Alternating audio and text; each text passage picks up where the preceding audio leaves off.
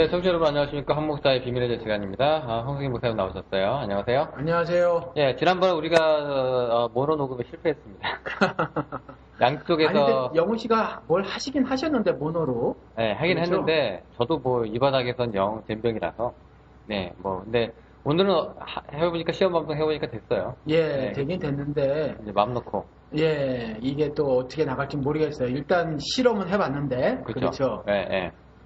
이제 세팅을 좀 해가지고 이제 조금 그럴듯하게 뭐 그래프도 왔다 갔다 하고 바도 움직이고 그러네요. 프로 같아. 예. 전문가. 예, 컴퓨터 화면도 널찍하니 보니까 좋네요, 아주. 예. 뭐 이렇게 하나하나 배워가는 거니까요. 뭐 도움 주신 분들 감사드리고 또 스테레오 지적해 주신 분들도 감사드리고요. 예. 아니, 어느 분이 펜을 가운데 놓고 하세요. 그래서 제가 펜이 뭐죠? 그랬어요. 아, 예. 그 보니까 펜이, 예. 이제 알았네, 보니까. 예. 저기. 레버가 그렇죠? 이렇게 중앙에 딱 있어요. 예, 예. 예. 요거는 저희가 사실 손댄 건 없었거든요. 네, 뭐 양해를 좀 부탁드리고요. 이번부터 이제 또 제대로 한번 해보겠습니다. 여러분들 계속 관심 가져주셔서 감사합니다. 예, 오늘 요즘에 근데 그 독설가가 좀 뜨는 시대인 것 같아요, 목사님.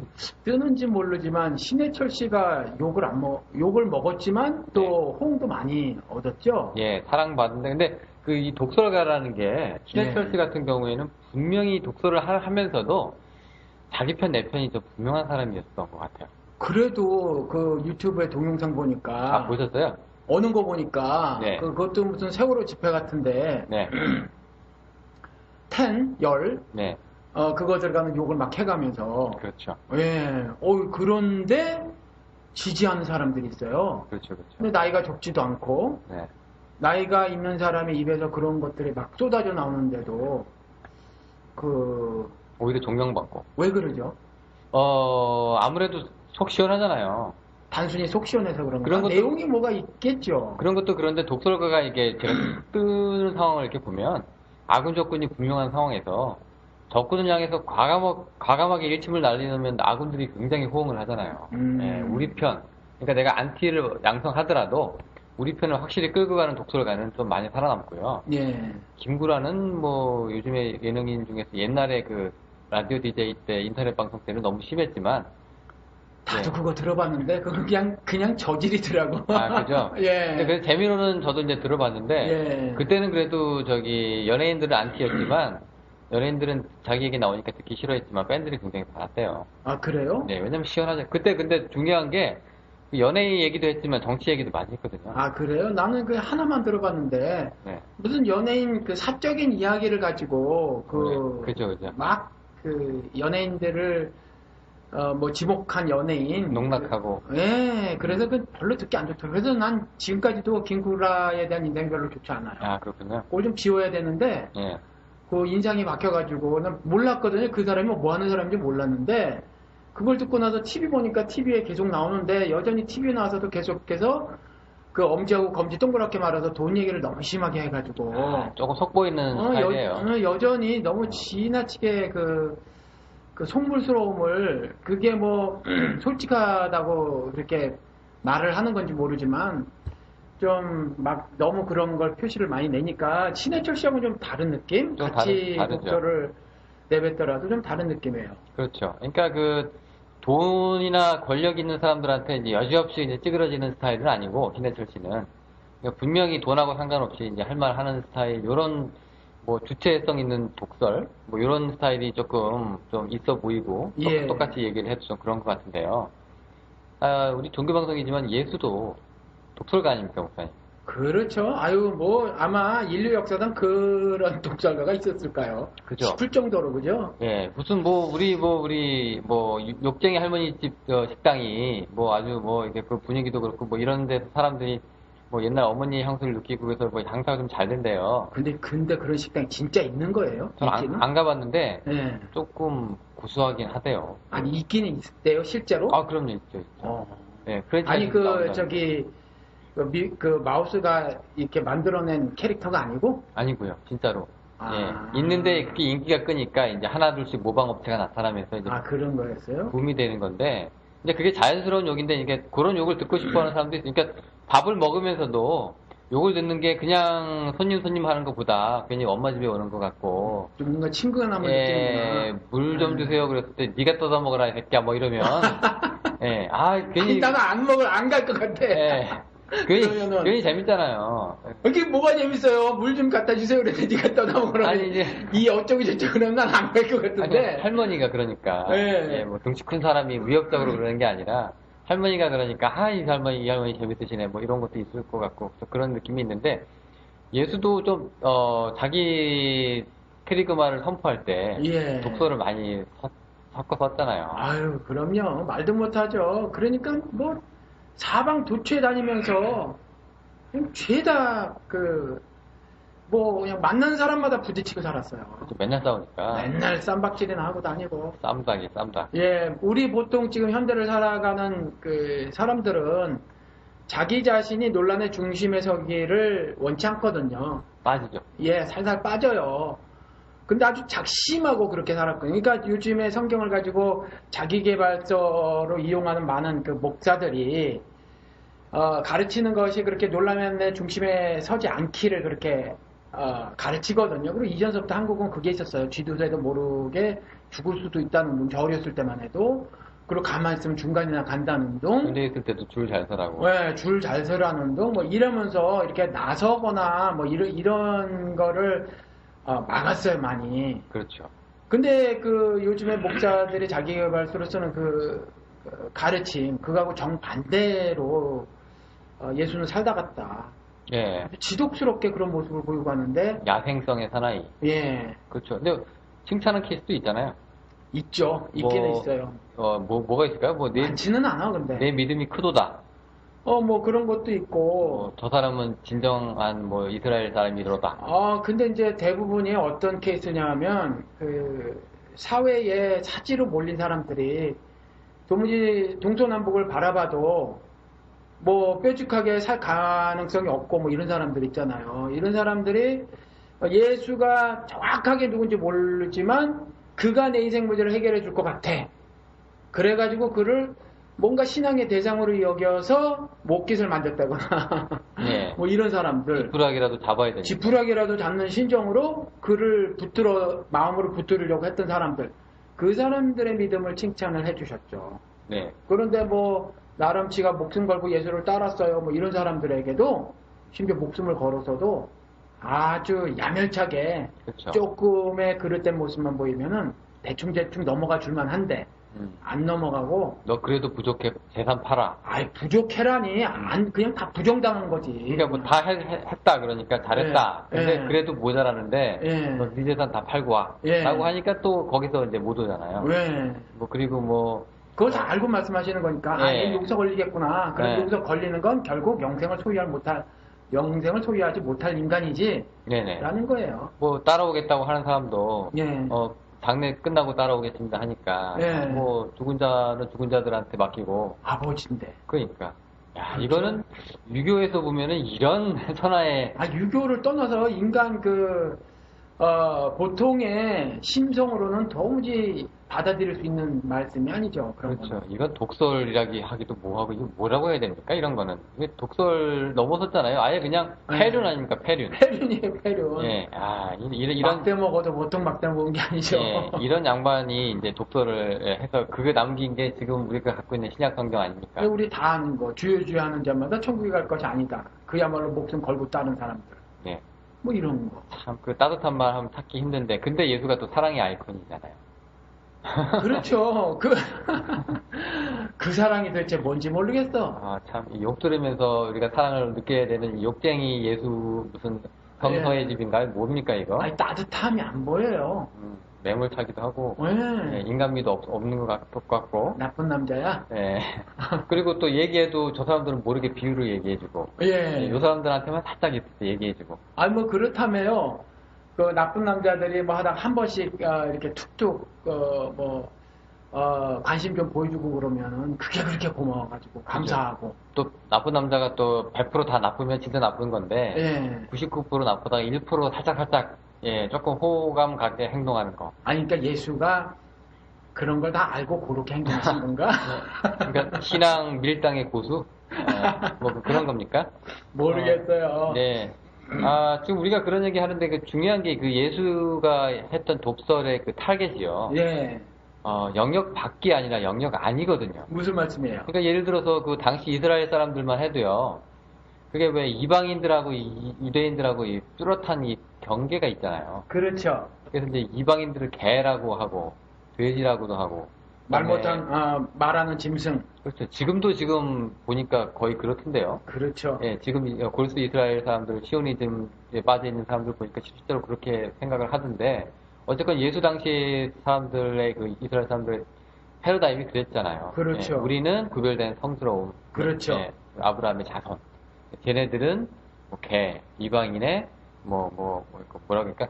이방인의 땅을 함부로 뭐 지나다녀도 왜 신발 탈탈 털어가지고 네. 예, 나는 아니, 지나다니지도 않았지, 사마리아지요. 혹시나 이제 그 땅에 이제 발을 좀 밟았다 그러면 이제 에이 더럽다는 예, 그런 표시를 좀 했잖아요. 그 정도로 심했는데 예수의 독설이 그래 쟤들을 참 더러운 애들이야라고 한 게 아니라는 얘기죠. 그렇죠. 예, 오히려 네. 예, 무슨 이게 뭐라고 해야 될까요? 이게 자살골이에요.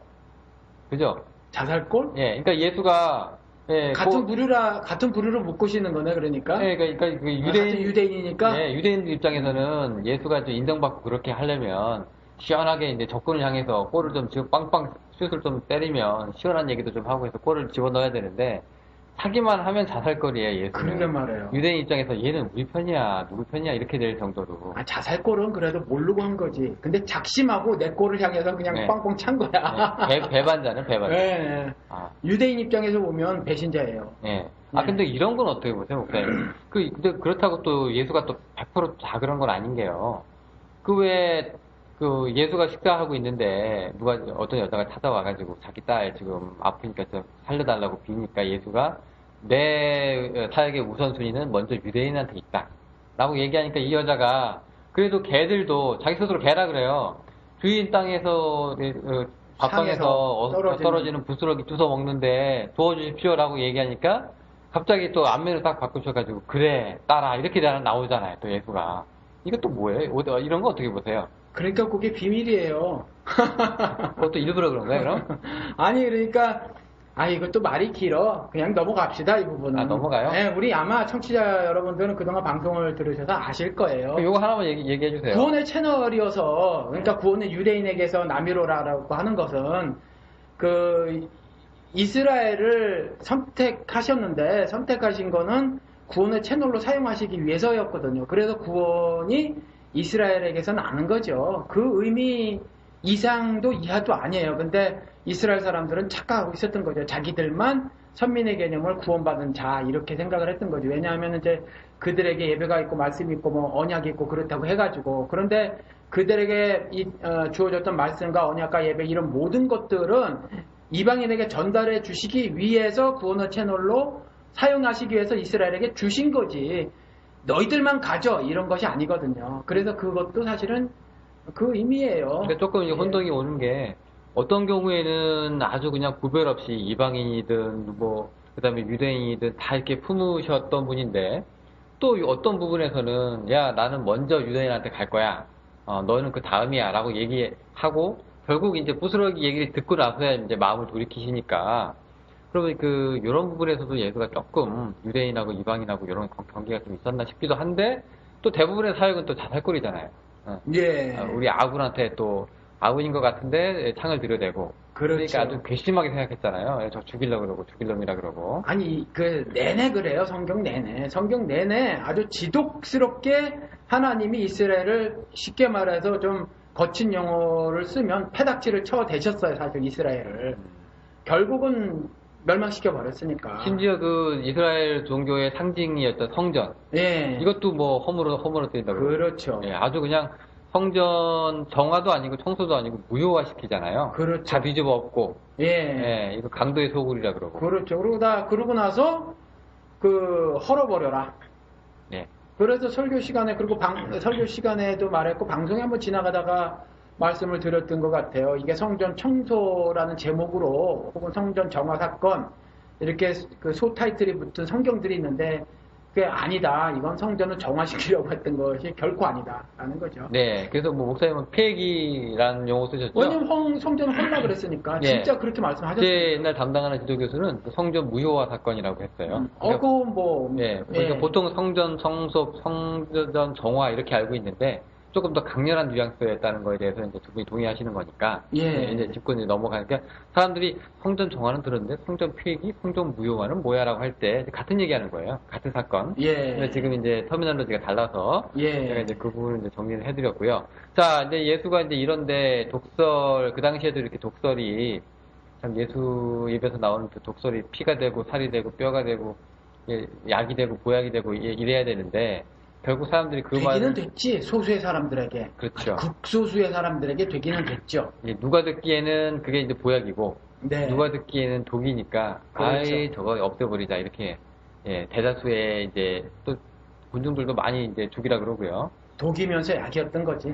그렇죠. 예. 네, 자 그런 의미에서 이제 우리가 이제 오늘 좀 돌아볼 얘기가 좀 있는데. 자, 하필 그 왜 독서를 할 때 왜 내부로 화살을 돌렸을까 하는 부분이 좀 있어요.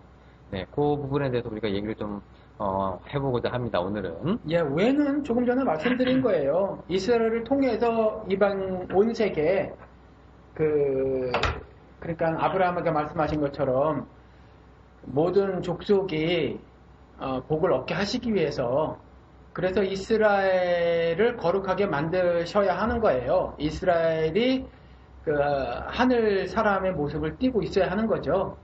그래서 그랬던 거고 또 최종적 눈길은 온 세상에 다 가 있다 하나님은. 예, 그래요. 그래서 왜는 그런 거고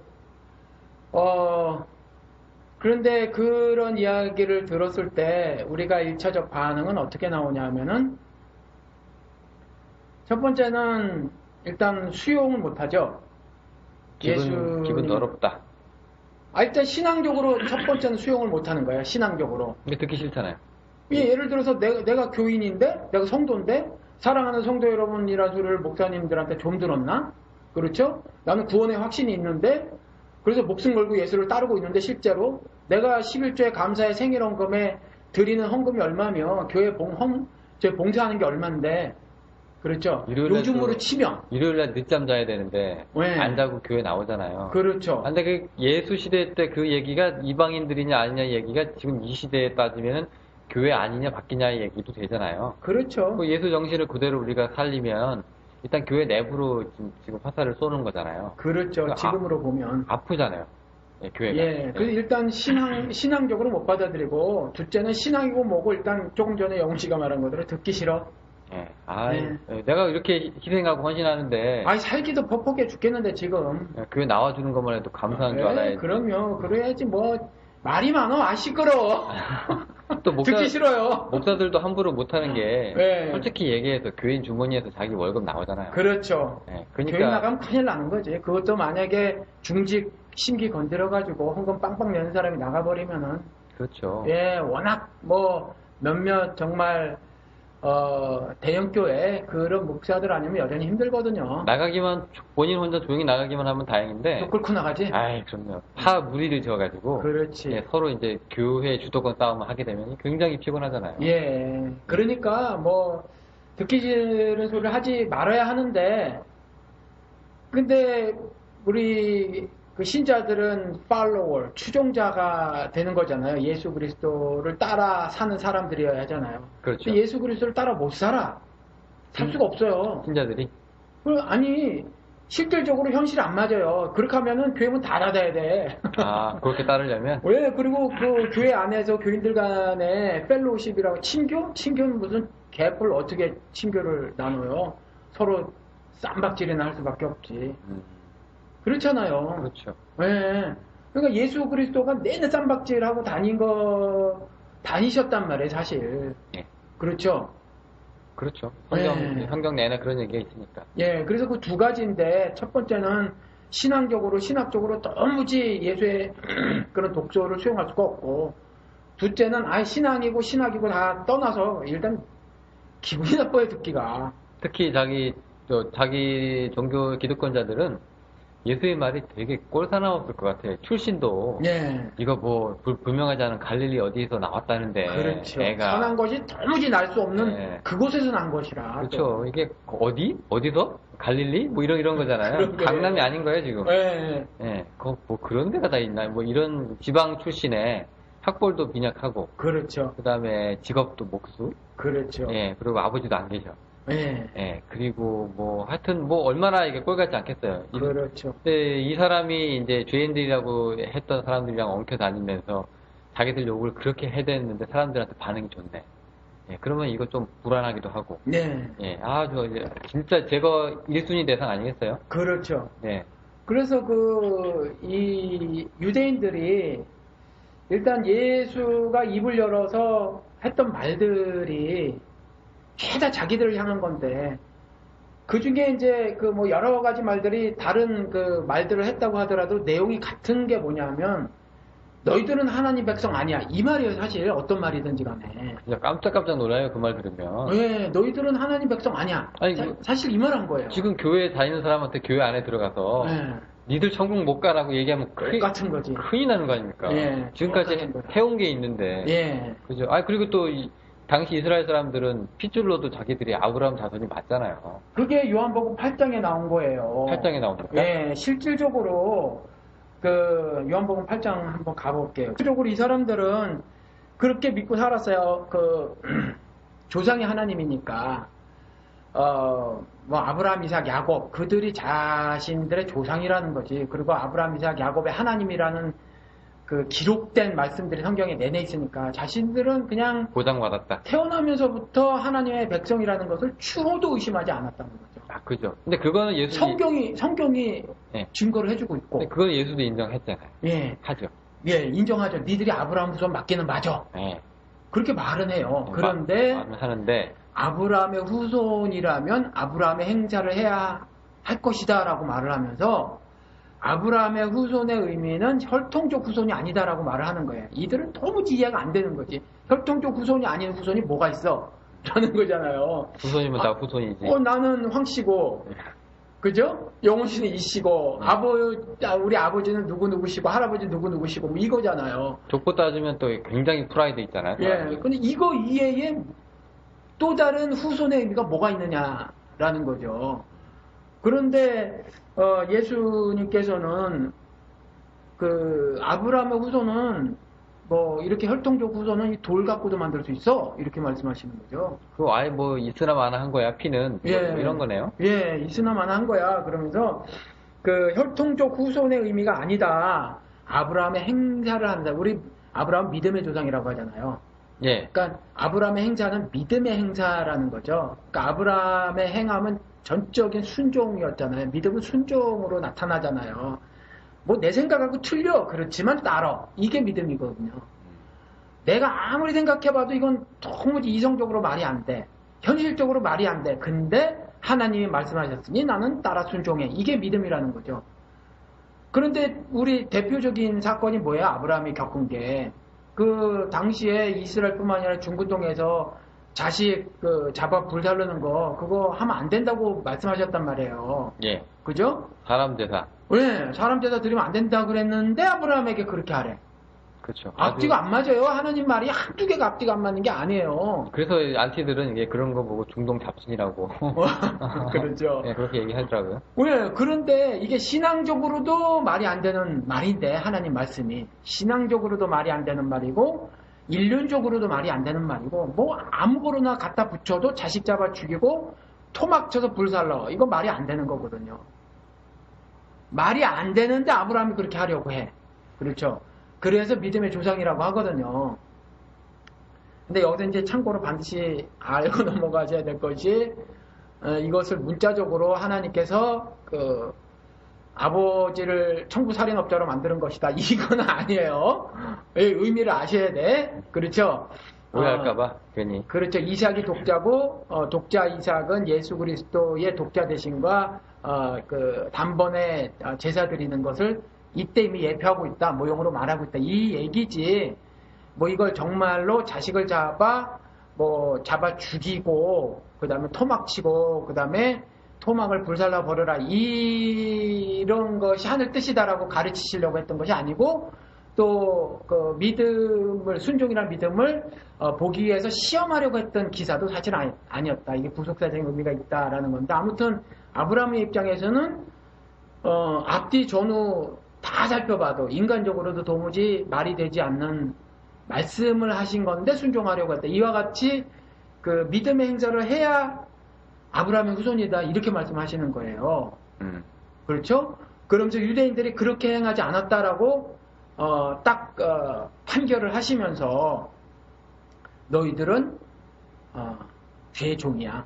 그 지금 요한복음 8장에서 그 자기들 자살골 넣은 게 예. 그러니까 스스로 그 화살을 이제 거꾸로 돌려가지고 했던 그 첫 번째 독설이 예. 그러니까 죄의 종이다라는 독설을 한 거네요. 그렇죠. 예, 종이다. 예. 그 죄의 노예다. 노예다. 예. 깜짝 놀랐겠네 이스라엘 사람들이.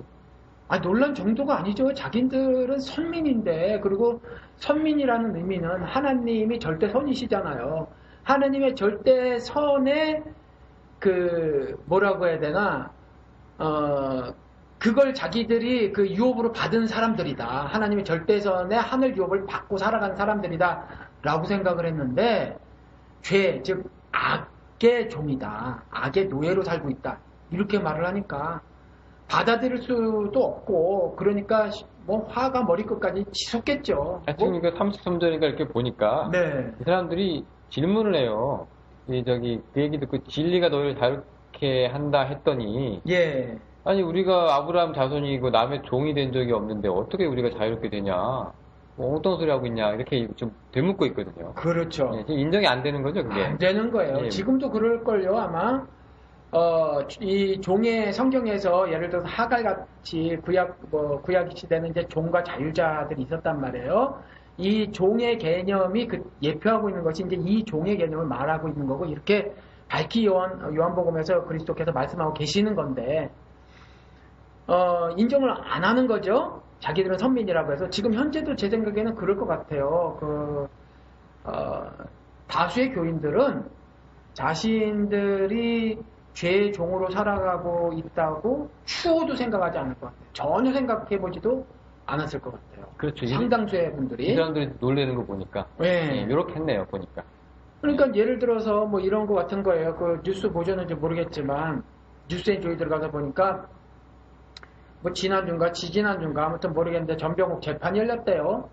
그거 아직도 재판이 지금 계속 되고 있는 거예요? 모르겠어요. 지겨워 죽겠어. 이번 재판은 그 평양노예에서 하는 그거 얘기죠? 예, 그러니까 일반 법정이 아니죠. 저 일반 법정이 세워야 되는 건데, 콩밥을 먹여야 되는 건데, 한 20년 먹여야 되는 건데, 그렇죠? 그렇죠. 예, 근데 아무튼, 이전에 나온 기사들 보면, 그냥 또 유야무야 넘어가는 이런 식으로 될 것 같은데, 이미 됐는지 그렇게, 관심을 끌는 기사가 아니라서 그냥 자세히 읽어보지는 않았는데 눈에 띈 건 뭐냐면 30여 명의 홍대세 교인들이 가서 철통 호의를 했다더라. 그래서 거기 그 기사에 유튜브 동영상을 짧게 올렸는데 보니까 그러더라고요 진짜. 근데 다시 목사 보고 한다고? 네. 그러니까 그들은 자신들이 의롭다고 생각을 하겠지.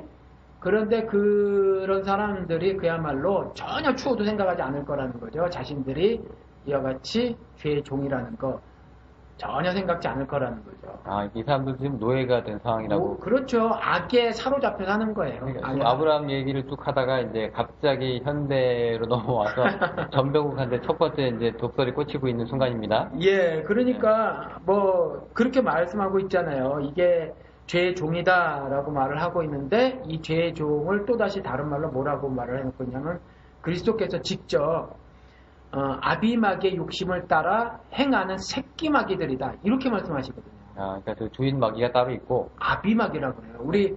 우리 그 하나님의 자녀라고 해서 하나님을 아버지라고 부르잖아요. 그러니까 이 악한 행동을 하는 이 죄의 종들은 사탄을 아버지로 알고 사는 거지. 그래서 그렇게 문학적으로 표현하신 것 같아요. 지들 나름대로도 가족 차이가 있는 거네요. 예. 오케이. 그러면은 그럼 전병욱 씨는 지금 그 얘기가 좀 몇 년 됐잖아요. 이 성추행 사건이 있은지 보니까 좀 죄질이 안 좋아요. 보니까 자기 그 결혼식 주례를 부탁하러 온 여신자를 가지고 뭐 성추행을 하기도 하고. 아유, 미친놈이야. 그리고 새벽 기도 끝나고 나서, 예배 예. 끝나고 나서 남아있는 교회를 자기 또 집무실로 이제 데려오라고 그래가지고 데리고 가가지고 또, 예, 또 성추행을 또 하고. 아니, 근데 일반 법정에 못 세워요? 이게 민사 쪽은 아마 제가 보기로 안 되는 걸로 알고 그 있는데. 민사 아니고 형사인데 왜? 형사로 넘어갔어요?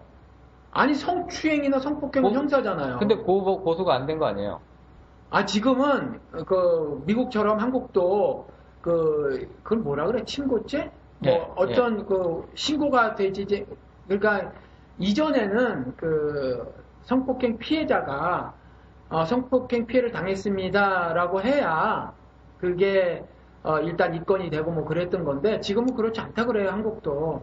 근데 뭐, 전후, 상황을 잘 모르겠는데, 어떻게 진행이 되는지 모르겠는데, 난 그게 참 궁금해. 그게 전병욱이 왜 일반 법정에 안 서는지, 왜 고소고발 조치가 안 이루어지는지를 모르겠어요. 그러니까 친고죄가 민사에서 끝나면 예. 피해자가 뭐 처벌할 뭐 의사가 없다라고 얘기를 하면 형사로 안 넘어가는 거니까요. 아니, 그런데 고발하고 그랬잖아요. 아닌가요? 안 했나? 그래서 그런가? 저도 이게 너무 오래돼가지고. 예, 잘 네. 모르겠어요. 근데 아무튼, 그냥 개인적으로는 그래요. 유야무야 되긴 했어요. 예, 이런 자는 봐주면 안 돼. 아니 근데 미국에서는요. 예. 이거 이런 일이 사건 생기면 어떻게 됩니까? 이거 그냥 인생 끝나요. 그냥 인생 끝나죠. 예, 인생이 그냥 끝나버려, 그냥. 예. 일단 교인들 앞에서 다 폭로가 되고 예. 그다음에 어떻게 되죠? 그다음에 아니야, 그냥 그 교인들 앞에서 폭로되는 문제가 아니라 그냥 당장 감옥으로, 뉴스 가고. 감옥으로 그냥 바로 그냥 끌려가, 그날로 끌려가. 제가 알고 있는 그 유명한 미국 백인 목사 하나가 그 이름이 누구더라? 저기 강해 설교도 잘하고 한 그 사람이 있었는데 그 사람은 몇 년간의 5년인가 이게 10년인가의 저기 회개 과정을 거치고 모든 그 속속들이 그 회개 과정을 자기들 다 이제 낱낱이 다 밝히고 해서 그 과정을 공개적으로 거친 이후에 그 교회를 복귀한 아주 모범적인 사례가 모범이라고 하면 언제적 얘기예요? 옛날 아니면 그게 한 최근? 10년, 15년 됐어요. 10년, 15년? 그런 사례도 있었는데 그 이전은 짐 베이커가 있었는데. 짐 베이커 말고 다른 사람이었어요. 예, 짐 베이커는 성폭행도 아니에요. 그냥 창녀촌에 한 번 간 거야. 한 번인지는 모르겠는데 한 번 간 거예요. 사탕가. 사창가를 간 거야. 네, 그거 갖고 이렇게 절단이 나버렸거든요. 아, 예, 그런데 이 성폭행을 저지른 인간이 저렇게 뽀젓이, 그렇죠. 예, 저렇게 살아갈 수 있다는 거. 일단 그리고, 그렇게 되면 뭐 다들 미국은 그렇게 되면 이제 자기가 섹스에 중독이었다. 이렇게 얘기해가지고 이제 정신병의 일종으로 변호사가 이제 되도록 몰고 가서 빠져나가지, 그렇게. 예, 심리치료 받는 걸로 해서 형량 줄이잖아요. 예. 저기 타이거 우드도 그렇고 그죠? 예. 근데 전병욱도 그럴지 모르겠는데 보통 이제 미국 같은 경우에는 그런 식으로 해서 조금 이렇게 낮추려고 하고 치료 받는다고 해서 유형에 넘어가려고 하지만 너무 약해요 한국은 지금 보니까. 예, 좀 채웠으면 좋겠는데. 근데 지금 그 예수님의 말씀대로라면 아비마귀의 욕심 따라 사는 새끼 마귀다 이렇게 말씀하신 거잖아요. 이게 지금. 그런데 우리 전병욱 같은 경우를 보면은 이전에 그가 가지고 있었던 컨텐츠에 많은 사람들이 매료가 됐었단 말이에요. 그러면 그가 가지고 있었던 컨텐츠를 예수님의 말씀대로라면 다 부정해야 되잖아. 컨텐츠가 그렇죠. 행함하고 지금 말하는 게 다르니까 그렇죠. 따로 노니까 그걸 어떻게 해야 돼요? 다 부정해야 되나? 저는 말은 맞는 걸로 놔둘 수 있는데 예. 행함이 그게 따라주지 않으면 그 말이 좀 공허해질 뿐이지 그 예. 말이 틀려지거나 하지는 않은 것 같아요. 그래요? 예, 목사님 어떻게 생각해요? 그가 그렇게 행동을 한 것으로 보면 그의 신앙관, 그의 기독교적인 세계관은 사실은 많이 왜곡된 거지 바른 것은 아니다 라는 생각이 들어요. 그러면 그의 입에서 나온 그 모든 것들은 사실은 면밀히 검토를 해보면 사실은 하늘복음이 아닐 가능성이 높다. 그러니까 예를 들어서 이제 전병 목사는 이제 조금 뚜렷하게 얘기를 해요. 그러니까 청년들이 알아보기 쉽게 얘기를 하는데 한마디로 얘기해서 예수가 유일한 구원의 길이다. 그리고 또 그리스도다라고 하는 거는 변함이 없이 얘기를 하거든요. 근데 이제 성폭행을 저질렀다고 해서 그 말이 뒤집어진 건 아니잖아요. 목사 입장에서도. 그럼 그 얘기도 틀렸어가 되는 건 아니잖아요. 그런데 그게 그래요. 누구든지 예수를 얘기하지. 누구든지 십자가를 얘기해요. 다 얘기해요. 누구든지 천국도 얘기하고 누구든지 영생도 얘기하고 다 얘기해요. 근데 이들이 이러한 그 성경의 단어들 이런 거를 언급했었을 때 어떤 의미로 언급을 했느냐 이걸 좀 살펴봐야 될 것 같아요. 그럼 전병훈 목사는 다른 의도로 요걸 언급한 거다? 예를 들어서 전병훈 목사가 저는 이 방송에서 한번 말씀을 드렸는데 영시 기억나는지 모르겠어요. 제가 오래전에 전병훈 씨가 막 스타덤에 오를 때 미국에 왔단 말이에요. 그래서 미국 이민교회 대표교회에 LA 동양선교교회 와서 집회를 했는데 집사람하고 절친이 거기 이제 전도사였어요. 여자분. 근데 뭐 공부도 굉장히 많이 하신 분. 그분이 그 전병호 그 CD, 설교 CD 8개를 20불 주고 사서 들어보라고 이제 저한테 줬었어요. 우리한테. 들어봤어요. 그땐 저는 신학도 별로 없었던 상태에서 들어봤는데 그때 이미 신학적인 비판 같은 것은 제가 조직적으로 잘 못했지만 이건 아니다라는 생각이 들었어요. 그때가 벌써 뭐 굉장히 됐지. 거의 20년 가까운 10몇 년 전 이야기니까 뭐 굉장히 됐는데 왜 그러냐니까 설교 8개 본문이 구약 신약 막 왔다 갔다 하면서 했는데 주제가 하나야. 8개 중에서 뭐냐면 난 사람 되어라. 잘난 사람 되라? 예, 잘난 사람 되어라 했었어요. 결국 성공이랑 성공. 예. 그래서 이 사람이 말하는 예수가 뭐냐, 이 사람이 말하는 십자가 도가 뭐냐, 신자의 삶이 뭐냐 그랬을 때 이것이었다라는 거지. 오늘 이거 우리 교회에 포스터가 왔네요.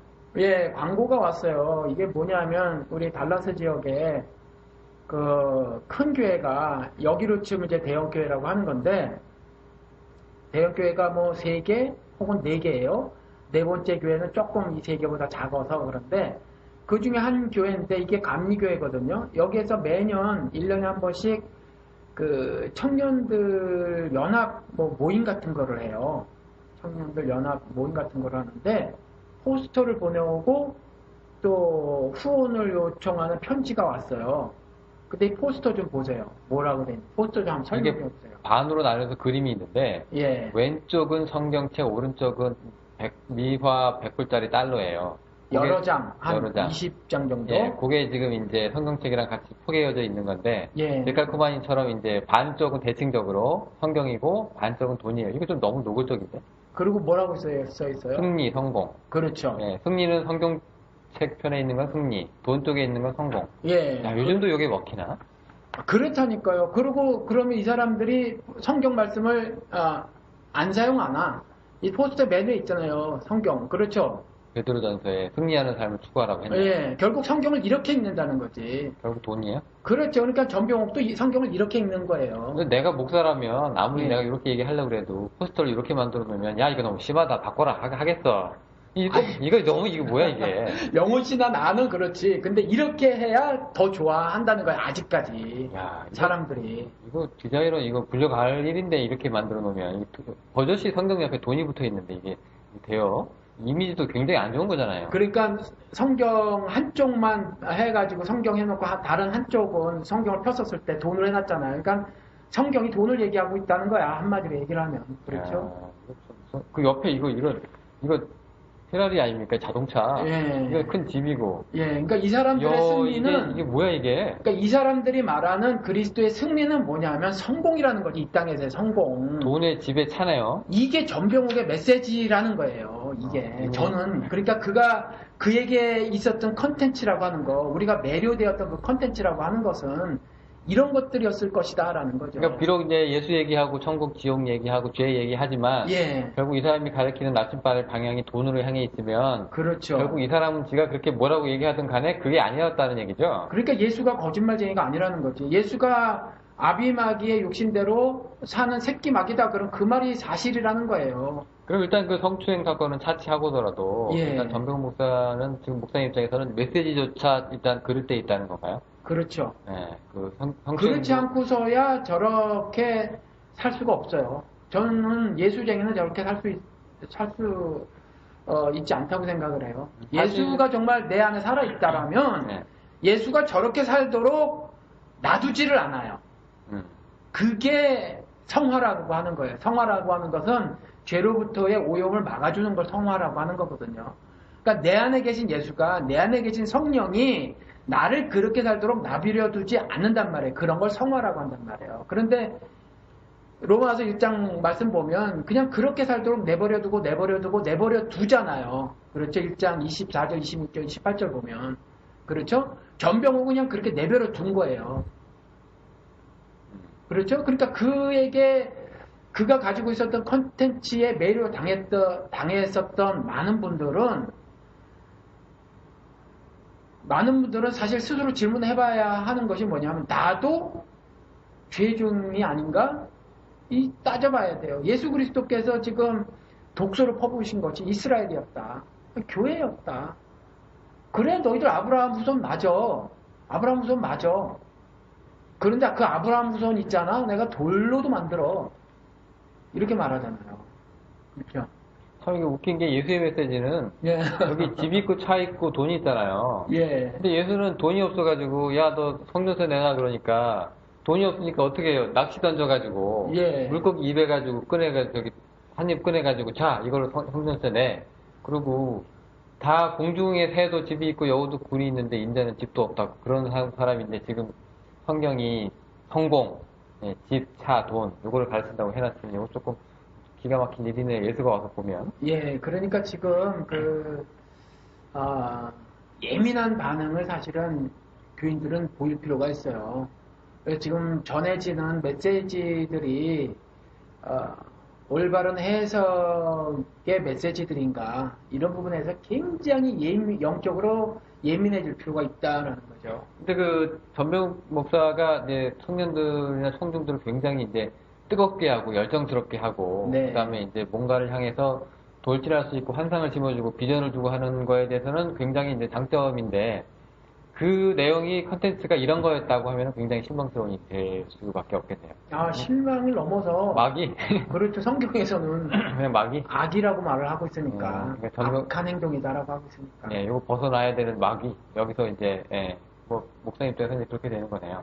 그럼 뭐 성추행 사건도 문제지만 메시지 자체도 글렀다. 그렇죠. 성추행은 전병욱이라는 이제 개인이 저지른 일이고, 물론 그렇다고 해서 그 범죄가 작다라는 말씀은 결코 아니고요.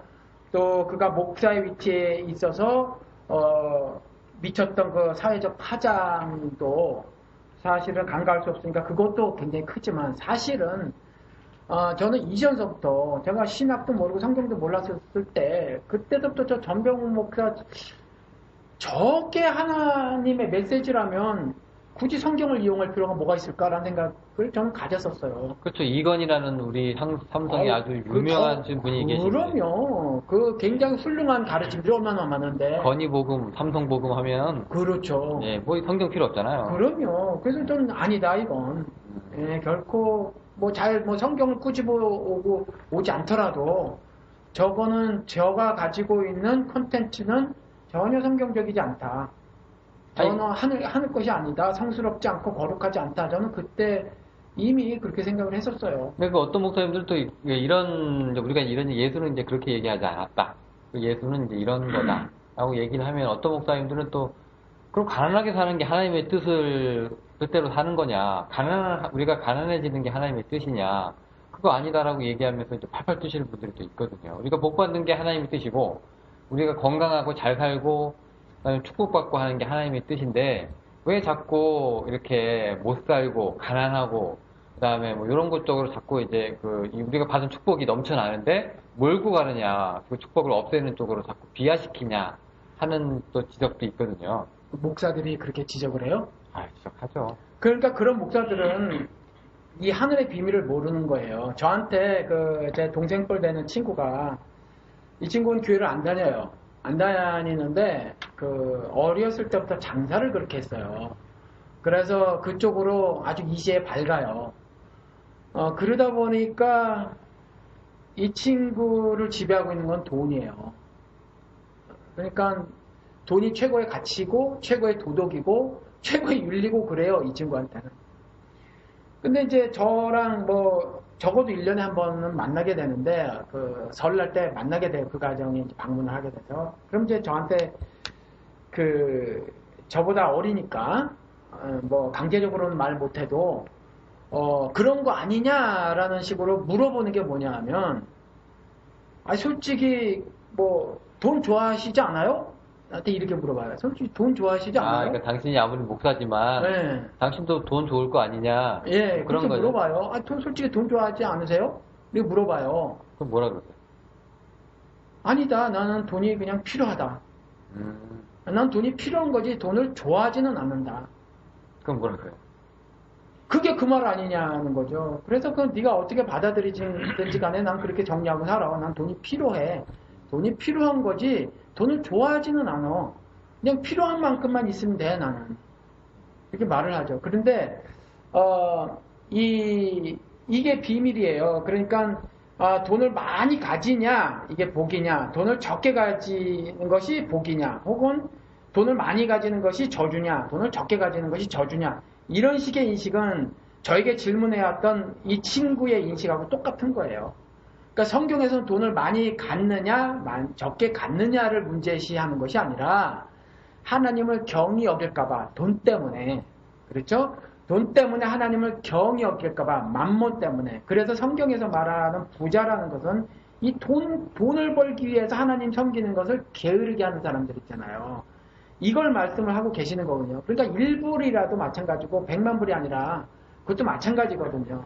그래서 그냥 주시는 이도 하나님이시라 하시면서 그냥 오늘 하루 그만치 돈벌이로 인생 사시면 되는 거고, 내가 더 벌어서 뭐 내 어떤 육신의 향락을 위해서, 쾌락을 위해서 뭐 저축하고 뭐 이렇게 하는 것은 여전히 성경에서는 그런 것은 이제 안 된다라는 거죠. 그렇다고 해서 뭐 부자로 사는 것을 무조건 뭐 성경은 부정한다거나, 그래서 가난에 일부러 처해져야 한다거나 이런 건 성경에서 말하고 있지 않다는 거죠. 우리들 마음이 어디를 향하고 있으며 우리들 마음이 무엇을 지향하고 무엇을 가치를 여기고 살아가느냐, 이 부분인 거지. 그냥 단세포적으로 그냥 뭐 무슨 돈을 뭐 많이 갖고 사는 것 자체로 뭐 죄냐 뭐 아니냐, 가난하게 사는 것이 선이냐 아니냐, 이런 게 아니라는 거예요.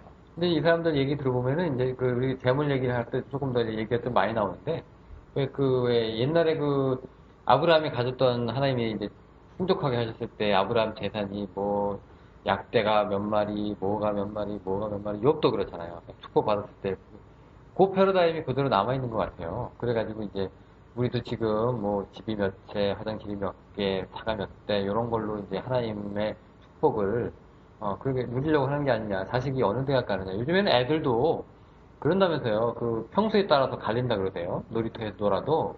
야, 저기는 26평짜리 아파트 다 똑같은 단지지만, 그러니까 저기 애들이랑 안 놀라 그러고, 너 아빠 연봉이 얼마야? 뭐 이런 걸로 애들끼리 이제 당을 짓는다고 하더라고요. 한국 사회가 이게 무서운 거잖아요. 그렇죠. 예, 그거 누가 가르쳐 줬을까요, 애들한테? 안 그렇지는 않을 것 같은데, 뭐 어디서 그런 걸 배워가지고. 가르친 거죠.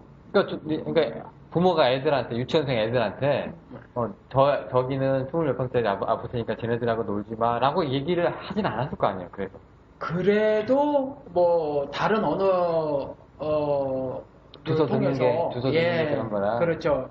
우리 여기 지금 영우씨 여기 우리 사는 동포들이 그런 말 하는 거 들어봤어요 혹시? 미국 애들이 더 순진해 이런 말. 이거 들어봤죠. 많이 들어봤죠? 예, 한국에 한 명이 여기 와서 예. 미국에 5명을 상대한다고 그러더라고요. 예. 예. 그 한국 어린아이들 굉장히 영악하잖아요. 그렇죠? 머리도 되게 발달돼 예, 있고. 미국 애들은 안 영악해요. 잔머리 바보 같아. 잔머리 굴릴 필요가 없다. 예, 그런데 그래도 한국의 어린아이들도 사실은 굉장히 순진무구하거든, 사실. 여기도 마찬가지예요. 그러니까 여기 미국 애들을 보면, 미국 애들뿐만이 아니라 한국 애들도 마찬가지로 여기서 태어나거나 아니면 어렸을 적에 이민 오서 여기서 성장 과정을 어렸을 때부터 성장했던 애들을 보면, 죄가 잘 안 보여요. 이때는 인종차별 그런 거 몰라. 자기들끼리 어울려서 잘 놀죠. 예, 인종차별 그런 거 모르고 얘네들 모으는 거 몰라요. 잘. 돈이든 뭐든. 모으는 걸 모른다고요? 예, 그냥 그때 갖고 싶은 거지. 뭐 캔디도 그때 먹고 싶은 거지. 예를 들어서 한 달치, 6개월치 뭐 캔디를 모아야 되겠다. 뭐 이런 개념이 애들 때는 없어요. 애들 때는 좀 자기 두 주먹에 사탕 있으면 끝이잖아. 그게 다예요. 그죠, 그죠. 애들 때는 그렇단 말이에요. 그런데 조금 지나면서 초등학교 들어가면서부터 애들이 인종차별하는 애들이 생기기 시작한단 말이에요. 제가 나한테 미운 짓을 하지 않아도 피부색 때문에 미워. 괜히 싫은 거야. 이건 뭐를 배운 거예요. 뭐 어디선가 영향이 있었겠죠. 예, 그러니까 아파트 평수에 따라서 뭐 이렇게 저렇게 하는 것도 엄마한테 아빠한테 얘기를 안 들었다고 하더라도 어디서부터 들은 거지. 그러니까 한국 사회가 지금 그런 게 저변에 깔려 있다는 얘기잖아요. 예. 돈으로 사람 평가하는 게. 그렇죠. 그 왜 성경에도 나오잖아요. 너네 교회에 부자가 오면 아이고 일로 앉으십시오 해서 상석에 앉히고 예. 안 그런 사람이 오면 저 모든 말들 하단에 앉히고 예. 이런 거 얘기가 그대로 나타나요. 아, 그러니까 지금도 뭐 그런 교회가 있지만 그 단이라고 하는 데다가 모자 같은 거 쭉 놓고 의자가 좀 비싸요. 그런 거 보니까 등받이도 넣고 하나님이나 앉으시는 보좌 같이 만들어 놔가지고 거기에 뭐 목사들하고 초청 강사님 중직들이 쭉 앉아 있잖아요.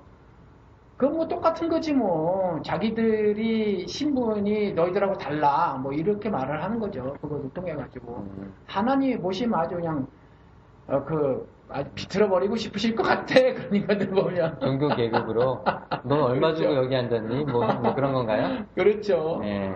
예. 그렇습니다. 네, 전명 얘기가 좀 길어졌는데 예. 네, 그럼 전명 목사는 뭐 한마디로 정리하면 뭐의 노예예요?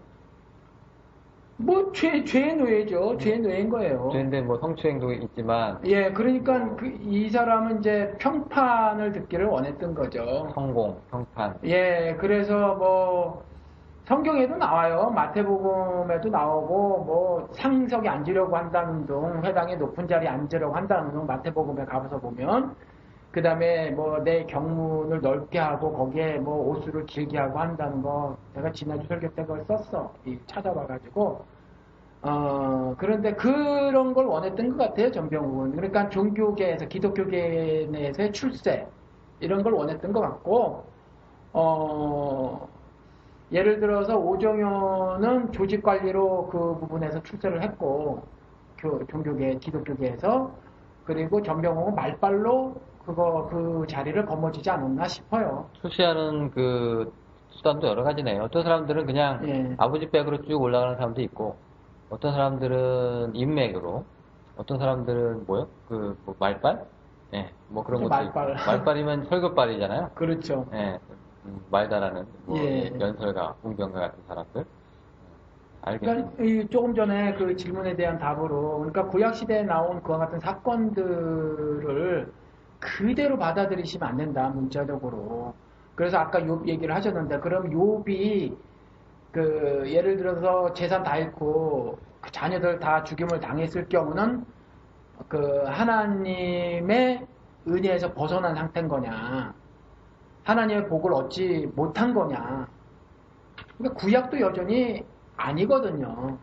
그러니까 그와 같이 풍족함에 담겨져 있는 하늘 비밀을 깨달아야 된다는 거죠. 들어와도 복을 받고 나가도 복을 받는다고 하는 말이 도대체 무슨 말인가를 깨달아야 한다는 거예요.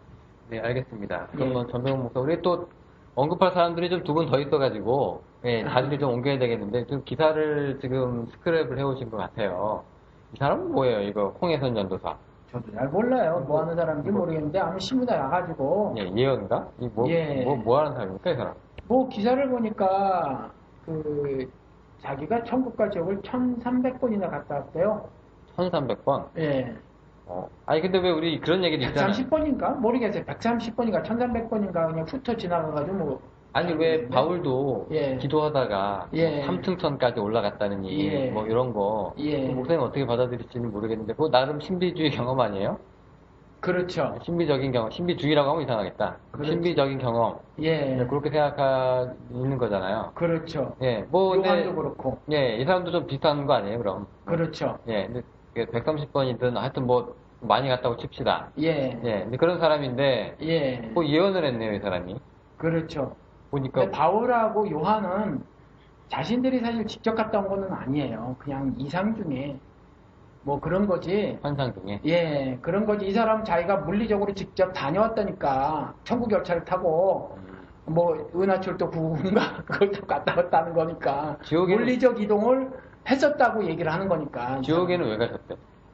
지옥도 뭐 지옥을 경험해 뭐 간증 안 들어가서 모르겠는데 대개의 지옥 간증한 사람들이 그거니까 거기를 경험케 해주심으로 그 긴장해라? 지옥이 얼마나 예? 긴장해라. 예, 그 메시지를 전달시켜 주기 위해서 그래서 나를 다시 이 세상으로 보내시고 그런 메시지를 전하게 하셨다. 대개 그런데 이 사람도 그렇게 얘기하는지 모르겠는데 아마 뭐 이거 말고 다른 이유가 있을 수 있을까요? 지옥 갔다 온 이유가? 아니 뭐든 간에 이제 남들이 못한 영적 경험을 함으로써 자기 카리스마가 거기서 획득이 되잖아요. 그렇죠. 야, 저 사람은 방언한데라도 획득이 조금 높아 보이는데 예. 천국 지옥을 자기 집 드나들 1300번인데 뭐 자기 집인데 그 정도면은 신빙성 있고. 근데 하나님이 왜 보내셔? 천국 쪽을 그렇게 이 특정 여성을. 그죠? 네, 갔다니까. 예. 갔다고 쳐주고. 예. 네. 그런데 뭐 전쟁이 나요? 12월에 한국에. 그러니까 예, 야. 뭐 전쟁이 날 것이다. 남북 간의 전면전이 날 것이다. 그랬대요. 그랬더니 보니까 뭐 어떻게 해야 될지 기도했고 하나님께서는 해외로 나가라는 말씀을 하셨다네요. 예, 그래서 그 말 듣고 실제로 그 알파벳 E자로 된 그 뭐 무슨 교회 이름이 뭔지 모르겠는데 아무튼 이 교회 목사가 교인들 20여 명을 데리고 캄보디아로 갔대요. 그러니까 이 따라간 20여 명도 그 목사의 말에 그리고 이 그 전쟁 날 것이라고 말한 그 홍모모 전도사 이 말을 전적으로 신뢰를 하는 거죠. 피난 간 거네요, 그러면. 피난 간 거예요. 근데 이제 3, 4개월 머물 예정으로 갔는데 한국에 실제로 전쟁이 일어나면 1년도 있을 거라고. 그렇죠. 근데 그 전쟁 얘기를 어디서 들었냐 했더니 하나님이 직접 해주셨다고. 그러게 말입니다. 바울도 왜 비슷한 얘기 하지 않았어요? 바울이 무슨 자기 몸에 사탄의 가시가 있었는데 이것을 제거해달라고 3번을 기도했더니 하나님이 직접 하시는 말씀이 내 은혜가 내게 족하도다 해가지고 그랬다는 뭐 거의 뭐 무슨 에덴 동산에서 왜 아담하고 하나님이 얘기를 나누듯이 뭐 그런 얘기가 있잖아요. 바울도. 이것도 뭐 비슷한 건가요? 내용이 달라요. 내용이 다르고, 지금 우리 조금 전에 요한복음을 인용을 했잖아요.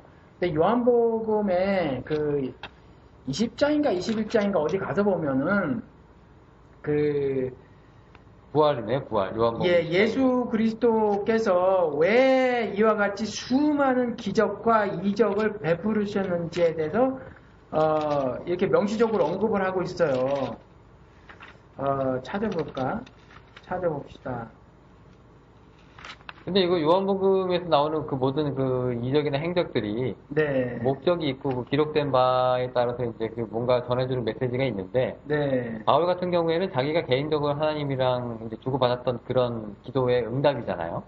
아니 그러니까 그 하나님께서 그 이 땅에서 하시는 모든 어떤 특별한 일들 있잖아요. 우리가 흔히 기적 같은 일들 같은 거 거기에는 목적이 있는데 그건 하늘 뜻을 드러내기 위함이다라고 구체적으로 말씀을 하고 계시다라는 거죠. 그런데 지금 무슨 뭐 전쟁이 날까봐 뭐 해외로 나가라. 왜 한국에 전쟁이 날 것이다라고 하는 거 이거는 저는 이제 이렇게 생각을 해요. 이게 제 믿음입니다. 뭐냐면은 성경으로 하나님께서는 하실 말씀을 다 하셨다라는 거거든요. 성경 이외에 다른 책이 더 이상 필요하지 않다. 구원의 메시지, 하늘 섭리를 드러내시면 성경만 가지고도 충분히 전달된다. 그러니까 이거 말고 또 다른 하늘 그 메시지들이 필요하지 않다라는 생각이 있어요. 이것으로 충분하다. 그래서 지금 기독교계 내에서 많이 저지르고 있는 일들 중에 하나가 뭐냐면 자기들이 또 다른 묵시를 쓰는 거예요. 요한계시록이 사실 묵시록이잖아요. 그죠? 그 감춰진 이야기니까 그거를 언폴드 하는 거니까 푸는 작업 푸시는 거니까. 그런데 아무튼 그게 묵시 문학 형태로 기록된 건데 지금 현재도 계속해서 묵시를 써요. 예를 들어서 무슨 뭐 어떤 자기들이 이해가 안 되는 일이 뭐 하나 벌어지면 그걸 갖다가 이제 어떤 해석을 딱 달아버리거든요. 그래서 이것이 이와 같이 이러저런 하늘 뜻이다라고 말을 해버린다라는 거죠. 이거는 하지 말아야 될 거라고 생각이 들어요. 이거는. 그래서 뭐 일본에 그런 일이 있으면 뭐 벌 받아서 그랬다는 둥, 잡신 때문에 그랬다는 둥, 따위의 말이라든가 이 사람 역시도 전쟁이 난다라고 하는 거 있잖아요. 뭐 지금 보면 전쟁이 뭐 날지도 모르지. 지금 뭐 이렇게 지금 연 두 번째 계속해서 아주 극단적인 북한에 대한 뭐 극단적인 미움을 막 드러내는 사람이 지금 연이어서 대통령을 하고 지난번에 불발탄이 돼서 그렇지 진짜로 그 미사일을 북쪽으로 향해서 쐈다며요. 한국에서요? 네. 그 누구 명령으로? 국방장관인가? 명령을 했대요. 합참의장인가 뭐 하여튼 명령을 했대요. 대응 사격이 아니라 그냥 먼저. 그러니까 여기서 삐라 있잖아요. 삐라. 네. 삐라 날려면은 이제 북한에서 원점 타격하겠다고 그랬잖아요. 네. 그래서 총질을 좀 했나 봐요. 총질을 하니까 맞대응을 하겠다는 것이 총질을 한 것이 아니라 미사일을 날려버렸다는 거죠. 근데 미사일을 날려버렸는데 당연히 불발탄이 됐어요. 그거 날라갔으면 maybe 뭐 전면전까지는 모르더라도 뭐 좀 지역전, 국지전 비슷하게 일어날 수 나왔을 있겠죠. 수도 있었다는 거죠. 그럼 이게 웬 떡이냐 할 사람들이 있죠. 그렇죠? 아무래도 웬 떡이냐 할 나라가 미국, 중국, 일본, 뭐 러시아? 그 국내로는 이제 왜 북풍이 불면 유리한 네. 그분들이 또 계시죠. 예, 이런 사람들이 있고 국외는 이런 나라들이 이제 이게 웬일이냐 할 거란 말이에요. 뭐 적당히 두들겨 패면서 약간만 부서지면 그 다음에 어마어마한 그 투자 유치가 필요하니까 막 높은 이자로다 돈 막 꽂으면서 자기네를 막 또 건설하게 할 거고 뭐 이런 일이 벌어질 거란 말이에요. 뭐 미국은 일부만 부셔도 미국은 무기 팔아제끼고. 미국이 팔아제끼고. 그럼요. 네. 예, 근데 그런 거 모르고 막 이런 거 보니까 진짜 뭐 전쟁 날지도 모르죠. 전쟁 날지도 모르지만 좋아요. 전쟁 난다고 쳐. 근데 그 뭐 어쨌다고 그게 구속사하고 무슨 의미가 있다는 거예요. 하늘 뜻이 이 땅에 이루어지는 거하고 그거하고 무슨 관계가 있느냐? 무슨 관계가 있느냐? 전쟁에 났는데 도망가. 그래서 목숨 부지해. 그 목숨 부지하는 일이 하늘 뜻을 성취해내는 일이냐? 이교회 목사하고 따라간 20여 명하고. 저분들은 노아방주네요, 그러면. 예, 그런가 봐요. 그런가 봐요. 캄보디아를 노아방주로 생각을 하나 봐요. 니들은 살아라. 예. 그거잖아요. 그러니까 이와 같이 무지막지한 영적 해석, 자기들이 영의 세계를 안다고 하는 사람들, 이 사람들도 뭐의 노예입니까, 이 사람들? 죄 노예죠. 죄 중에서도 무슨 죄입니까? 미혹이, 아니면 뭐. 그렇죠. 미혹 당한 거예요. 사탄이 미혹의 영인데 성경을 보고 이렇게 해석을 하게 만드는 거죠. 이렇게 바라보게 만드는 거죠. 그리고 이것도 역시 새끼 마귀로 살아가는 거다. 그래서 악한 행동을 하는 거다라는 거죠. 그러니까 이런 것들에 대한 분별이 절대적으로 필요해요. 근데 요런 기도응답 같은 경우에는, 이제 기도응답이 어떻게 보면 우리 생활적인 면에서 많이 성도들의 마음이나 뭐 이런 것들을 좀 좌우하고 있는데, 이런 거 있잖아요. 왜, 저도 옛날에 그런 말 들은 것 같은데, 이제 어떤 분이, 그런 사례가 있다고 해요. 제 아는 분이 이제 목사님인데, 이 사람이 젊었을 때 이제 목회를 이제 해야 되겠다는, 계속 발척을 해야 되겠다는 그런 이제 마음을 품으셨대요. 품었는데, 이제 그 마음이 생기고 나서도 이제 개척을 쉽게 생각을 안 한 거죠. 왜냐면 돈이 필요하니까 개척을 함에도 불구하고. 그래서 이제 버티고 있었대요. 돈이 생길 때까지. 그랬더니 기도를 하는데 계속 이제 음성이 들린다는 거예요. 가라고. 그래서 죄송한데 돈이 좀 모으면 가겠습니다. 했더니 그냥 가라. 그래가지고 이제 돈 모으는 거 중단하고 그냥 갔다. 이런 간증도 있거든요. 이 사람은 그게 그 말씀이 정신병자가 아닌 한 또 우리 허언증이 있는 사람이 아닌 한 그 말씀 붙잡고 목회를 하고 평생 그렇게 산다는 얘기예요. 그럼 그게 이 사람 입장에서는 그게 진실이거든요. 진짜고. 근데 이런 것들도 우리가 그러면 그거 아닐 거야 라고 우리가 얘기하기 쉽지 않을 텐데. 쉽지 않죠. 그러니까 그런 부분은 우리들은 몰라요. 잘 모르는데 좀 위험에 빠지지 않으려면 하나님이 그렇게 하셨다라고 하지 말고 하나님이 그렇게 하셨다라기보다는 하나님이 성경을 통해서 말씀하신 것에 나는 순종한다 그러면 괜찮아요. 그러면 그 길을 가다가 뭐 중단하거나 다른 데로 가게 되잖아요. 그러면 그때 또 다른 나의 행함의 성격을 결정할 수 있는 거예요. 근데 하나님이 말씀하셨다. 뭐 하나님의 뜻으로 어쩌고 저쩌고 해버리잖아요. 지금 사실 우리 방송 중에 말씀을 이전에도 드렸지만 이민교회 목사들의 수명이 3년이에요. 평균 조사에 의하면 3년이에요. 그러면 계속해서 이제 이동한단 말이에요. 이동하거나 잘려서 더 이상 목회를 못하거나 또 목회를 못하던 사람들 어디 교회에서 부목사로 빌빌거리다가 이력서를 100군데 넣었는데 어디 한 군데가 딱 됐어. 그리고 이제 청빙위원회에서 어느 날 와서 설교를 한번 해보시오. 그래서 설교인데 마음에 그쪽에서 들어 했어. 그래가지고 거기 가게 됐어요. 그러면 이제 천편일률적으로 하는 말이 하나님께서 여기를 보내주셨다. 라는 거죠. 그렇죠. 뭐 목회가 부르심이라고 하니까 사람들은 근데 그냥 그건 자기들이 그냥 그렇게 한 거예요. 자기들이. 그럼 떠날 때도 의미가 있어야 되는 거잖아요. 근데 그렇죠. 그게 안 된다는 거지. 그러니까. 예, 뒷감당이 안 돼요. 말은 그렇게 해서 들어갔는데 예. 싸우고 나오거나 잘리거나 그다음에 뭐 더 좋은 사각지가 생겼거나 뭐 이상한 이유로 네, 테이블 밑에 있는 그 물밑 협상으로 이제 보통 사각지를 떠나거나 뭐 더 좋은 자리 찾아가잖아요. 예. 그러면은 그때는 하나님이 어디 갔냐? 그렇죠. 하는 거죠. 그러니까 그렇게 말하기보다는 제가 말씀드린 것처럼 구약 시대에는 하나님께서 직접 말씀을 하셨으니까 그렇죠?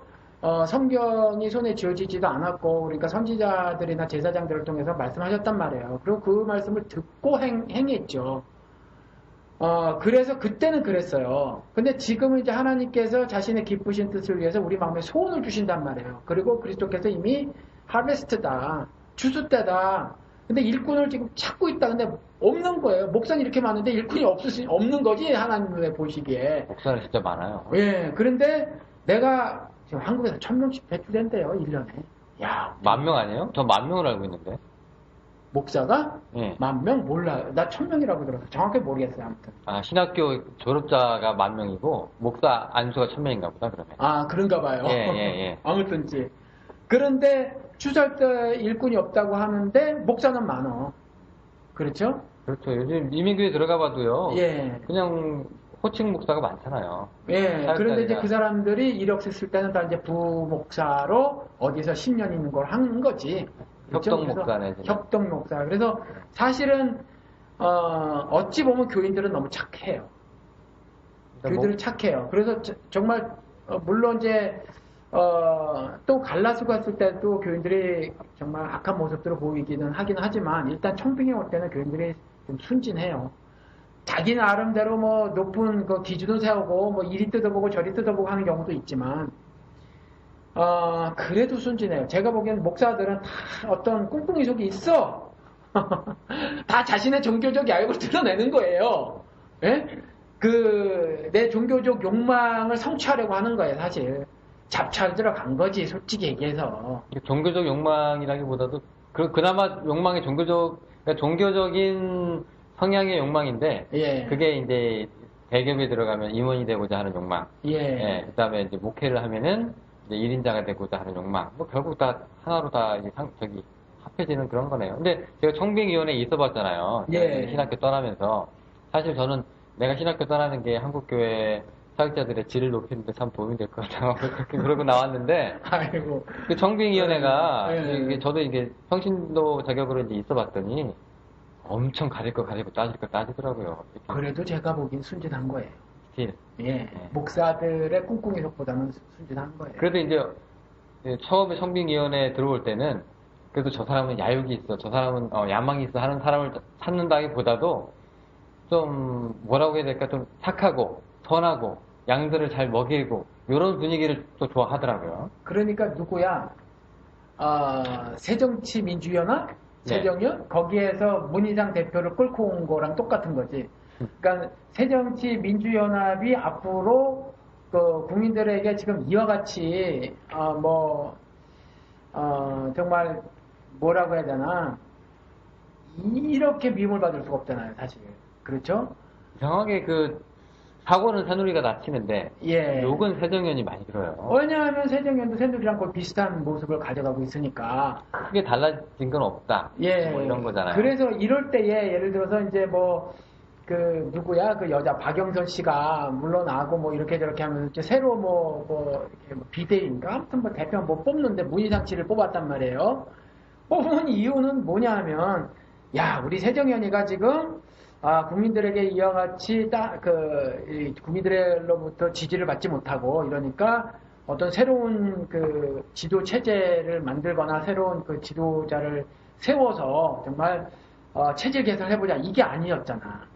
이게 아니라 뭐 말도 많고 탈도 많고 비노 있고 뭐 있고 뭐 하여튼 뭐 5분 4분 5일 뭐 이러니까 이거 적당히 좀 다시 추스려보자 이 목적이었거든요. 그 간판만 다시 단 거죠. 네. 네. 그러니까 딱 그와 같은 거라는 거죠. 딱 그와 같은 거.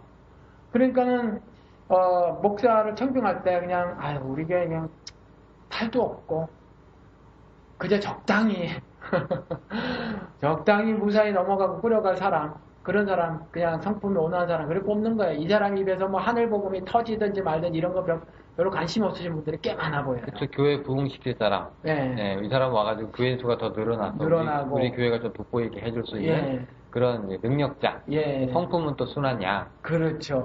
그 말은 어떻게 보면은 우리말 잘 듣는 사람이 될 수도 있잖아요. 그렇죠. 우리가 월급 주니까. 서로 약간 그런 그 이해관계가 좀 맞아떨어지는 부분에서 목사 청빙이 이루어지는 거라고 봐도 될 것 같은데. 좀 눈살이 좀 찌푸러지네. 그래서 아무튼 제가 목사라서 그런지 뭐 목사들은 거의 다가 꿍꿍이 속이 있다 이렇게 보여져요. 거의 다. 대부분 다 비슷한 걸 갖고 있나요? 그렇죠. 왜냐하면 지금 취업을 하지 못한 목사들이 엄청 많거든요. 일단 그 사람들은 빨리 안정되는 거잖아요. 그러니까 이제 잡을 찾아야 되는데 막 눈이 시뻘겋단 말이에요. 신분도 안정되고 잡도 잡아야 되고. 눈이 시뻘개져 있기 때문에 이들은 좀 웬만하면 불러만 주면 가는 거지. 그러다가 이제 자기 밸류가 이제 높아지면 그때 이제 조금 고를 수 있는 거고 그 경우는 10,000명 중에 1명 이런 거예요. 스펙을 좀 쌓아서 일단 그 정도 되면은 이제 골라서 갈 수 있는 데고 그렇지 못한 사람은 부르는 대로 가는 거고. 그래서 목사가 대개 7가지 형이 있다는데 오정현처럼 CEO 형이어서 조직 관리를 잘해서 이런 거 저런 거 잘하는 사람들 이런 종류라면 동양성교계의 강주민 목사 같은 그런 스타일 CEO형 이런 목사든지 아니면 전병욱처럼 말빨 좋은 목사든지 좀 일해주든가 아니면 여기 LA에 있는 은혜교회처럼 여기 홍모 여전도사처럼 어떤 영적 불분명한 카리스마. 불분명한 이야기들을 통해서 사람들의 영을 확 미혹할 수 있는 어떤 좀 능력이 좀 있든지 쇼맨십이든 뭐든 베니 목사도 왜 사람들 팍팍 뒤로 자빠지게 하는 그런 거 그런 것도 비슷한 유형이 되겠네요. 그렇죠. 그래서 그런 것 같아요. 지금 모습이 그렇게 진행이 되고 있는데 여전히 이런 것들도 다 죄종이다. 좋아요. 마지막 얘기 한번 해볼까요? 우리 이번엔 또 누구의 사람? 박성업 씨라고 돼 있는데 이 사람은 좀 얼토당토하네요. 성서왕국이랑 이제 교회개혁 실천연대를 이제 기독교 간첩 세력이라고 주장했던 사람인데 벌금 500만 형을 선고받았다는 걸로 나오네요. 연전에 정확하게는 내가 기억이 안 나요. 제가 웹사이트 우리 교회 웹사이트에다가 박성업이라는 제목으로 글을 썼는데 이 친구가 제일 처음에 미디어의 실체 어쩌고저쩌고 하는데 전 몰랐어요. 뭐 하는 친구인지. 근데 우리 큰딸 친구 애가 얘기를 해줘가지고 들어봤어요. 들어가지고 걔가 공포를 조성하는 말을 하더라는 거죠. 우리 이제 딸의 말을 들어서 보니까 보이애가 미디어의 실체가 이렇게 무섭고 어쩌고저쩌고 그러더래요. 그래서 이제 어디서 들었냐고 물어봤나 봐요. 그랬더니 박성업이라는 사람 이야기를 해서 제가 유튜브에 들어가서 봤는데 논리 전개가 너무 조잡한데 먹히는 거예요. 근데 어느 순간에 선교사라고 그러고 돌아다니더라고. 그리고 또 어느 순간에 보니까 자신이 좀 새해가 생겼다고 생각했는지 기독교계에 웬만한 개혁적인 목소리를 내는 목사나 단체들을 전부 빨갱이로 몰아붙였더라고, 이 친구가. 종북이라고? 네. 근데 그 중에 하나인 것 같아요. 그래서 고소를 당한 것 같고, 법정에서 벌금 500만 원을. 좋네요. 두들겨 맞은 것 같은데, 좀 더 맞아야 될 것 같아요. 벌금 500이 뭐야? 이 사람은 메시지의 핵심이 뭐예요, 그러면? 몰라요? 메시지 이제 안 그 요 들어봐가지고. 지금 언론들이 좌파들이 장악해가지고 뭐 한참 수구하시는 분들이 그렇게 얘기하잖아요. 그래가지고 이제 이 미디어가 좌빨에 또 영화관도 영화판 미디어 다 좌빨에 점령당해가지고 좌빨 얘기만 나오는데 종교계도 지금 이런 놈들이 있네. 그게 바로 이제 교회개혁 실천연대하고 성서한국 그렇죠. 그러니까 얘들이구나. 예, 그들의 주장과 똑같은 거예요. 결국 종교판 이제 수구 세력이시네. 그렇죠. 그렇죠. 네.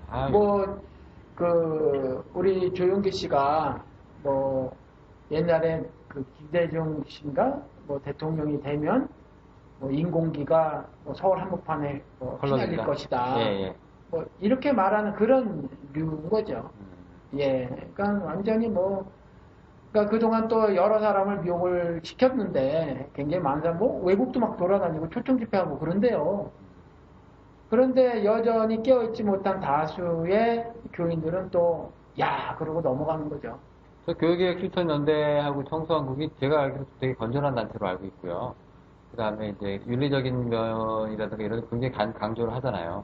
저 교육개혁 실천연대에서 왜 세습하는 것들도 그렇고 여러 가지 문제 삼은 대로 제가 알고 있는데, 또 청소한국은 교회 역사 쪽에 좀 많이 관심을 갖고 있는 단체로 제가 알고 있고, 좀 그렇거든요. 어쨌건. 아니, 근데 뭐 그 단체가 그렇지 않다고 한다고 하더라도, 아니, 저기다가 왜 간첩이라 그러냐는 거죠. 일단 이제. 아니, 간첩하고 성경의 메시지하고 무슨 관계가 있어요? 간첩도 사랑해야지, 간첩도. 그잖아요. 간첩으로 왜 몰아가지고 왜, 간첩으로 몰리면 큰일 나는 거예요, 한국은. 그렇죠? 그렇죠. 예. 근데 왜 그런 짓을 하냔 말이에요. 뭐 예수 시대 때 신성모독이 지금 시대 때 간첩이잖아요. 예. 종북 그죠. 목사님도 종북 소리 여러 번 들으셨지만 그래도 대응을 하시겠다고 하고 나서부터는 근데 요즘 좀 잠잠해요. 활동을 안 하니까 제가 오늘은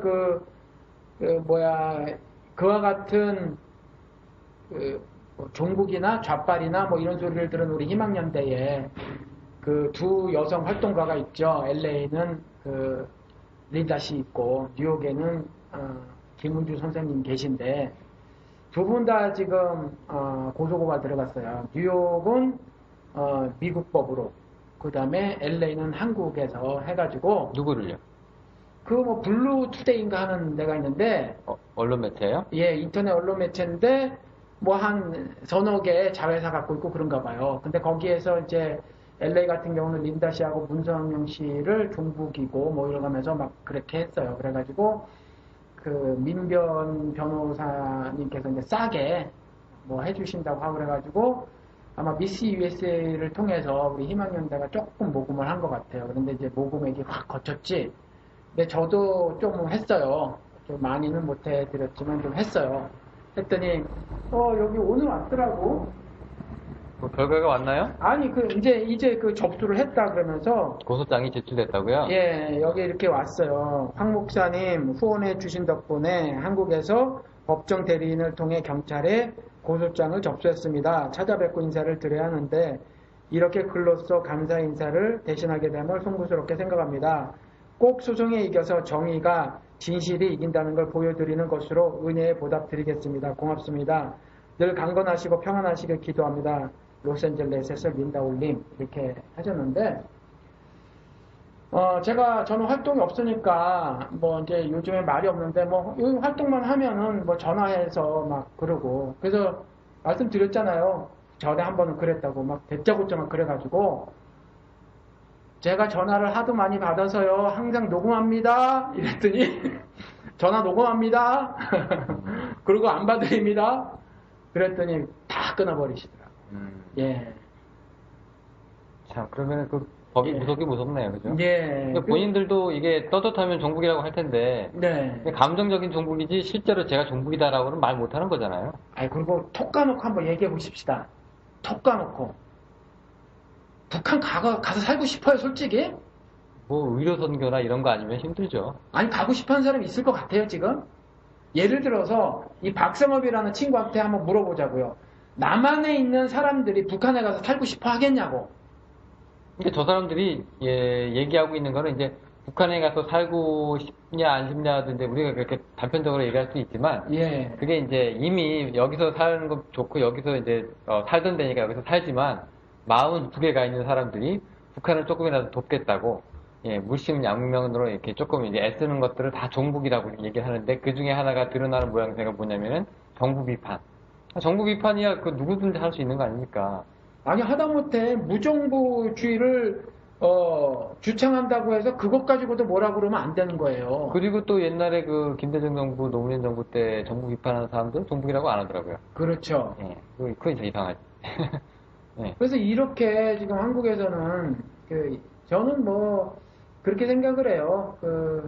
이승만이 방공으로 미국에서 이제 꽂아준 거고 방공주의자로 자기 모습을 각인을 시켰고 그 다음에 말통하고 그래서 이제 꽂아준 거고 이후에 원래 둘째형 창희 씨 때문에 공산당으로 들어갔던 박정희가 나중에 자기 살아남으려면 또 바꿔야 되니까 불고 살아났죠. 예, 불고 이제 살아나서 반공 이데올로기로 남한을 지배를 했거든요, 이들이.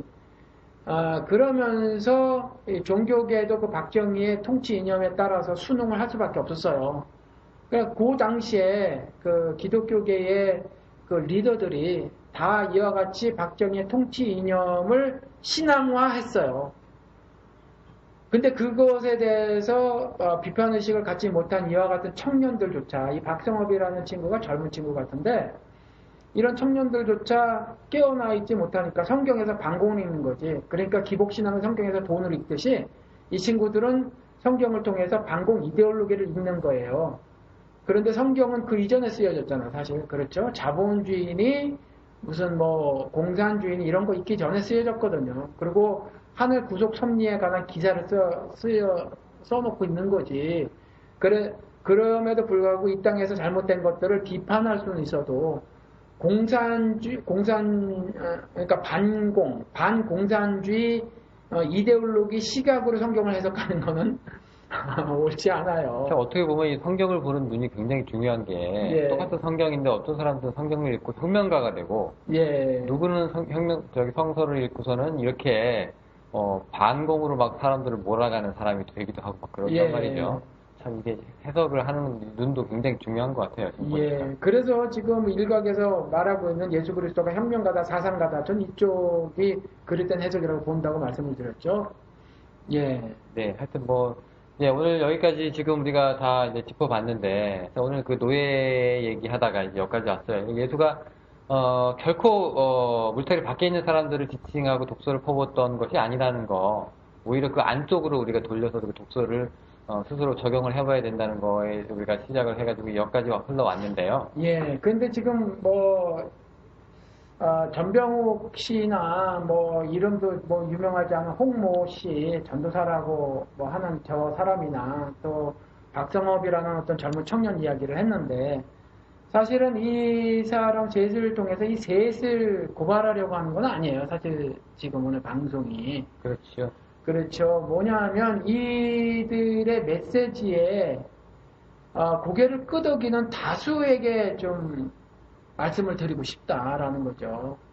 영적으로 예민해서 깨어있지 않으면 화이슬진저 바리새인과 서기관들이여 라고 말한 것처럼 그리스도께서는 바리새인과 서기관을 나무라신 게 아니거든요. 그들만을 나무라신 게 아니라 그들에게 영향을 받았던 보통의 다수 유대인들을 그걸 다 지적을 하신 거예요. 이와 같이 그 박성업이라는 청년이 말하고 있는 이런 반공 이데올로기를 프리즘으로 성경 해석에 동의를 하거나 이와 같이 또 다른 묵시를 쓰고 있는 사람들, 자신들이 영의 세계를 안다고 하고 천국 지옥 간증이나 하고 있는 사람들에게 신앙적인 아멘을 보내는 사람들이라든가 이와 같이 무슨 말빨이 대단해서 어떤 지식을 가지고 어떤 콘텐츠를 만들어내 가지고 그럴듯하게 우리의 그 어떤 심리를 자극하는 전병욱 같은 경우 들어보면 괜찮단 말이죠.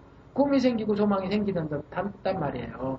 그러니까 이런 메시지들을 들은 사람들은 여전히 화이트진주하면서 하나님께서 이제 아주 크게 책망을 하실 것이다. 그리고 그러한 것에 동조를 하면 심리적인 것이라고 할지라도 하나님께서는 그것이 악이고 새끼마귀, 즉 아비마귀의 욕심을 따라 행하는 새끼마귀의 삶을 살고 있는 거다. 그렇게 말씀을 하시고 계시다라는 거죠. 그러니까 스스로도 우리가 모르는 사이에 그 예수가 얘기하는 그 노예, 종의 예. 개념을 우리 스스로한테도 충분히 적용할 수가 있다는 얘기가 되는 거죠. 예, 네, 그게 이제 어떤 마귀든 간에 예, 요즘에는 뭐 음란 마귀가 하도 사람들이 농담으로 파는 쳐가지고 예, 그게 돈이든 뭐든 예, 우리가 이제 거기에 실제로 물들어 있느냐, 그리고 얼만큼 그런 종교 지도자들한테 동조하고 있느냐, 그리고 또 그런 것들을 남한테 전도한답시고 또 설파를 하느냐에 대해서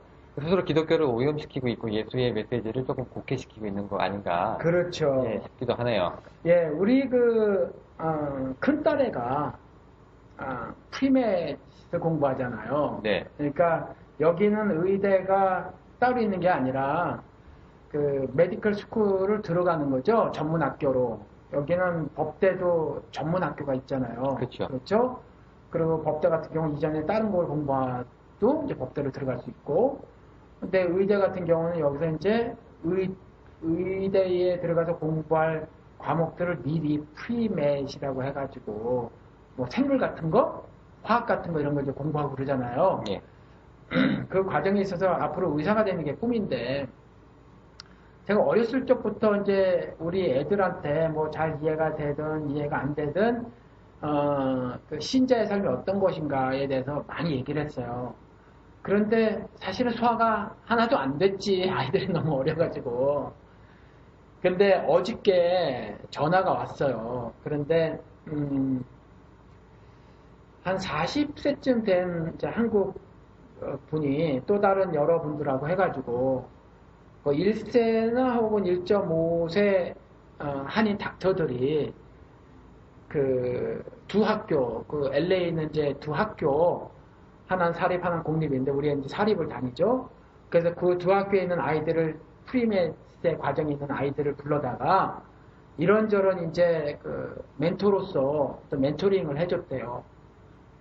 그런데 그게 가슴에 약간 벅찼어. 꽉 벅차가지고 그걸 막 얘기를 하는 거예요. 그러니까 여지까지 아빠가 한 얘기는 하나도 기억이 안 나. 내용은 똑같은 건데 사실은 내용이 똑같은 건데 뭐냐면 내가 그냥 이렇게 저렇게만 살아서는 안 될 것 같아 라는 말을 하는 거예요.